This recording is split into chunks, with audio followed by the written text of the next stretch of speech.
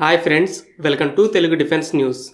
America, Israel, Iran వార్లో recent డేస్లో ఇంకొన్ని ఇంపార్టెంట్ ఈవెంట్స్ జరిగాయి. అమెరికా, ఇజ్రాయెల్ ఫస్ట్ దాడి చేసినప్పుడు ఇరాన్ గల్ఫ్ దేశాల్లో ఉన్న అమెరికన్ మిలిటరీ బేస్ల మీద దాడి చేస్తే ఖమెనీ చనిపోయిన తర్వాత ఈ దేశాల్లో ఉన్న సివిలియన్ టార్గెట్స్ మీద కూడా దాడులు చేస్తుందని వినే ఉంటారు. ఎయిర్పోర్ట్స్, ఆయిల్ రిఫైనరీస్, పోర్ట్స్, ఇతర ఇన్ఫ్రాస్ట్రక్చర్ మీద మిజైల్, డ్రోన్ అటాక్స్ జరుగుతున్నాయి. అలాగే ఇరాన్ ఇంకో పక్క స్ట్రైట్ ఆఫ్ హోర్ముజ్లో వెళ్తున్న ఆయిల్ ట్యాంకర్స్ మీద కూడా దాడులు చేస్తూ ఈ రూట్ ని కూడా బ్లాక్ చేస్తుంది. ఇక అమెరికా అయితే Iran missile launchers, drone facilities మీదే కాదు, ఇరాన్ నేవీని కూడా సిస్టమేటిక్ గా డిస్ట్రాయ్ చేయడం మొదలుపెట్టింది. రీసెంట్ గా ఇండియన్ ఓషన్ లో ఐఆర్ఐఎస్ దేనా వార్షిప్ ని డిస్ట్రాయ్ చేసిన విషయం వినే ఉంటారు.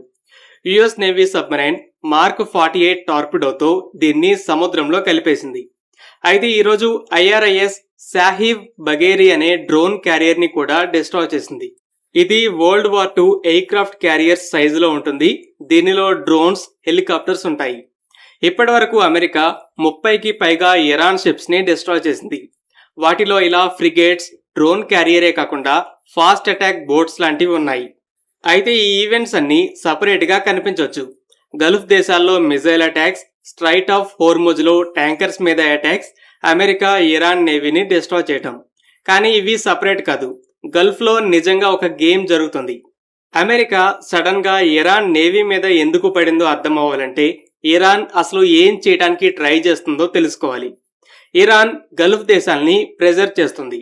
ఈ దేశాలు అమెరికాని గనక మిలిటరీ బేసెస్ ని పెట్టుకొనిస్తే వాళ్ళకి కూడా ప్రొటెక్షన్ ఇస్తుందని అనుకున్నాయి.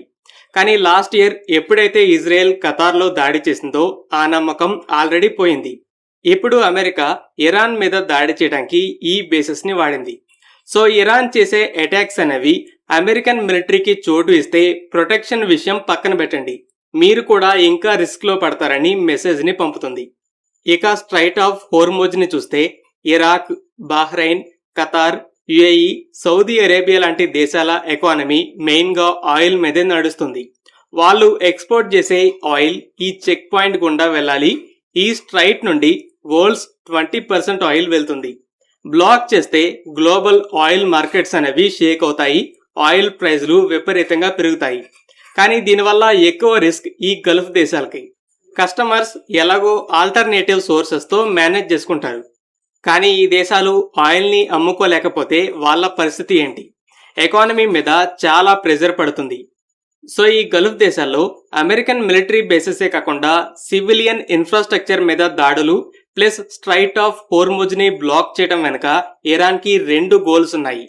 ఇమీడియట్ గోల్ అయితే ఈ గల్ఫ్ దేశాలు వాళ్ళ మీద జరుగుతున్న అటాక్స్ ని స్టాప్ చేయడానికి, వాళ్ళ ఎకానమీని కాపాడుకోవడానికి ఈ యుద్ధాన్ని ఆపేయమని అమెరికా మీద ఒత్తిడి పెడతాయి. అమెరికా యుద్ధం చేస్తుంది ఈ గల్ఫ్ దేశాల సహాయంతోనే కాబట్టి ఇరాన్ అమెరికాని ఎక్కడ కొట్టాలో అక్కడే కొట్టాలని డిసైడ్ అయింది. ఇక లాంగ్ టర్మ్ గోల్ అయితే ఈ గల్ఫ్ దేశాలు ఇలా అమెరికన్ బేసెస్ ని పెట్టుకొనిస్తే నష్టమే గాని లాభం ఉండదని అర్థం చేసుకుని మీ బేసెస్ ని తీసేయండి అని చెప్తాయని చూస్తుంది. మరి దీనికి అమెరికా కౌంటర్ స్ట్రాటజీ ఏంటి? సింపుల్. ఫస్ట్ గల్ఫ్ దేశాల్లో అటాక్స్ ని స్టాప్ చేయడానికి Iran missile storage facilities, manufacturing facilities, missile launchers ని ఇజ్రాయెల్ తో కలిసి డిస్ట్రాయ్ చేస్తుంది. దీనివల్ల అటాక్స్ తగ్గిపోతాయి, ఇరాన్ ఫస్ట్ ప్రెజర్ పాయింట్ పోతుందని చూస్తుంది. Second, straight of Hormuz blockade ని స్టాప్ చేయడానికి సిస్టమేటిక్ గా ఇరాన్ నేవీని మొత్తాన్ని డిస్ట్రాయ్ చేస్తుంది. ఇరాన్ హౌదీస్ లా కేవలం కోస్ట్ మీద నుండి మిజైల్స్ ని ఫైర్ చేస్తూ ఉంటే పెద్దగా ఏం సాధించలేదు. War ships, submarines, fast attack boats, drones కావాలి. డ్రోన్స్, మిజైల్స్ తో కొన్ని షిప్స్ మీద అటాక్ చేసి భయపెడుతుంది. వార్ షిప్స్, సబ్మరైన్స్ తో ఈ స్ట్రైట్ అంతా నేవల్ మైన్స్ ని పెట్టి షిప్స్ ని బ్లాక్ చేస్తుంది. ఫాస్ట్ అటాక్ బోట్స్ తో పాట్రోలింగ్ చేస్తూ వచ్చే షిప్స్ ని బెదిరించి వెనక్కి తరిమేస్తుంది. క్యారియర్ షిప్ నుండి డ్రోన్స్ కూడా సర్వేలెన్స్, అటాక్ మిషన్స్ లో ఉంటాయి. ఈ విధంగా Iran navy straight of Hormuz ని బ్లాక్ చేయడంలో హ్యూజ్ రోల్ ని ప్లే చేస్తుంది. అందుకే ఇరాన్ నేవీని డిస్ట్రాయ్ చేస్తే స్ట్రైట్ ఆఫ్ హోర్ముజ్ ని బ్లాక్ చేయలేదని షిప్స్ ని వరుసగా నాశనం చేస్తుంది. అమెరికా ఖమెనీ చనిపోయిన తర్వాత ఇరాన్ మిలిటరీ మిగతా లీడర్షిప్ ని కూడా టార్గెట్ చేస్తూ ఇంకో పక్క ఇంటర్నల్ ప్రొటెస్ట్లని తిరిగి రెచ్చగొట్టి కొత్త ఇరాన్ లీడర్ కాంప్రమైజ్ అయ్యి న్యూక్లియర్ డీల్కి ఒప్పుకునేలా ఒత్తిడి పెడుతుందని మాట్లాడుకున్నాం. అయితే ఒక యుద్ధం ఆగాలి అంటే చర్చలు జరగాలని తెలిసిందే. అయితే ఆ చర్చల్లో లెవరేజ్ అనేది చాలా ఇంపార్టెంట్. ఇరాన్ కనుక ఎలాంటి ప్రెజర్ని క్రియేట్ చేయకపోతే చర్చల్లో అమెరికా మీరు సరెండర్ అయ్యేదాకా మేము యుద్ధం ఆపమని తేల్చి చెప్తుంది. మిలిటరీ పవర్లో అయితే అమెరికన్ మిలిటరీతో అసలు పోటీ కూడా పడలేదు. సో ఇరాన్ గల్ఫ్ దేశాల్ని ప్రెజర్ పాయింట్గా ఎంచుకుంది. డైరెక్ట్ అటాక్స్, హోర్ముజ్ బ్లాకెట్తో మీరే అమెరికాని యుద్ధం ఆపమని చెప్పుకోండని బెదిరిస్తుంది. అమెరికా ఈ 2 రకాల దాడులకి ఇరాన్ వాడుతున్న టూల్స్ని డిస్ట్రాయ్ చేస్తుంది. Logic simple. America Iran regime మీద ప్రెజర్ పెడితే ఇరాన్ గల్ఫ్ దేశాల ద్వారా తిరిగి అమెరికా మీదే ప్రెజర్ పెడుతుంది. అమెరికా ఇరాన్ ప్రెజర్ని తీసేస్తే ఇరాన్కి ఉన్న లెవరేజ్ పోతుంది, సరెండర్ చేయటం ఈజీ అవుతుందని ట్రై చేస్తుంది. ఫ్రెండ్స్, ఈ వీడియో మీకు నచ్చినట్టయితే లైక్ చేయండి.